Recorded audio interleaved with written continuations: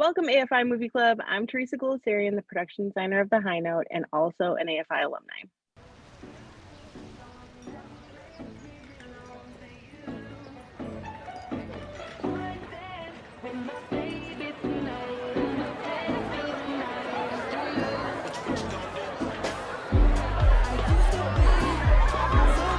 I picked this scene because it is the best way in a short amount of time to show how important Los Angeles was to this movie.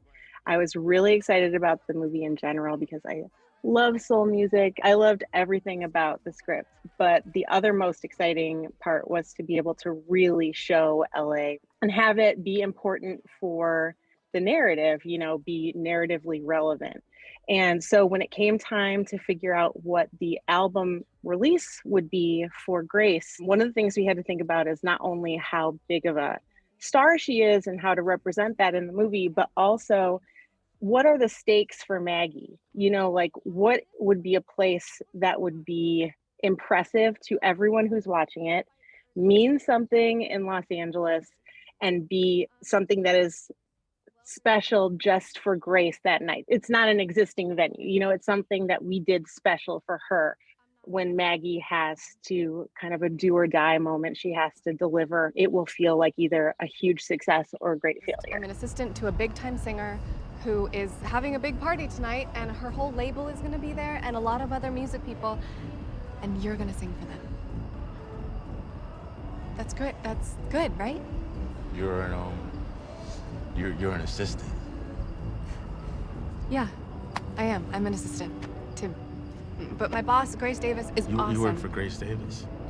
Yeah. Wow. David.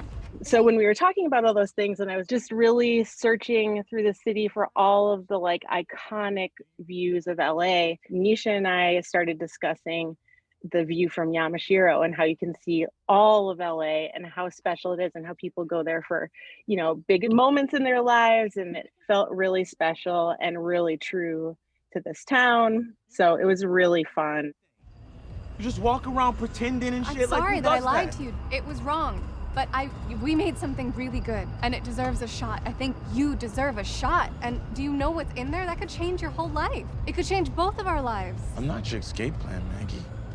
That's not what it... David!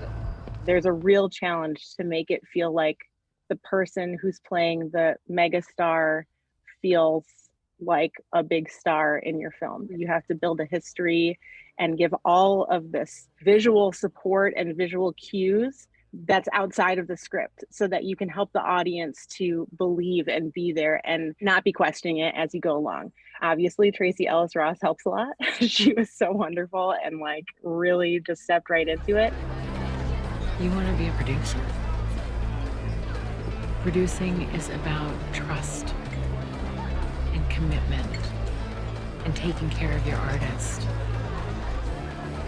You couldn't even do that as an assistant. Why would I want to work with you? Why would anyone want to work with you? We're done. Besides choosing big scope moments like this to help push that a little bit further, we also had to develop an entire back catalog of albums and memorabilia for her. And we're doing all of that at the same time as we're designing the movie. So that's basically two huge jobs going on at the same time. And as we were doing the photo shoots through the years, I had, storyboards made that the art department makes that's this is what mega albums and mega stars looked like at this period, this period, this period. This is who she would be within that. We had to really understand her character. From there, figure out what type of clothes would she be wearing, what type of background would she be in, what would the mood of her album be. We had to come up with album songs for all of it. So this is the album release at a crux in her career where she's worried about being relevant or being too old or all of these things that she talks about in the movie. And what does that album look like? And how do we showcase that and make her seem like who she is, but still a mega singer goddess? I think, if I remember correctly, that this was Nisha Ganatra, our director's addition to the script. It was her idea to make Maggie's growing up experience and her dad in the radio show Catalina, so that she was just connected to Los Angeles, but a little bit of a little bit of distance there, and something a little bit special. Our crew are not used to traveling to work by ferry. And then when it came time to actually shoot there, we shot all the exterior, like public stuff, and the radio station is their radio station there. They let us do set deck inside. And the guys who own the radio station and work there were so sweet and so into it. It was a real treat. And when we were actually filming there, you know, we had to get boats to bring all of our gear there. You can't just show up with trucks or anything like that. Everything had to be wheelable. All of our set deck stuff was just literally like barrel rolled from where the boat was to the radio station. And then the best part was we wrapped the movie at Catalina. It was the last thing we did. So the entire crew and cast got on the ferry at night, and we just had a giant party on the way back home. It was so fun. And again, like the most Los Angeles thing.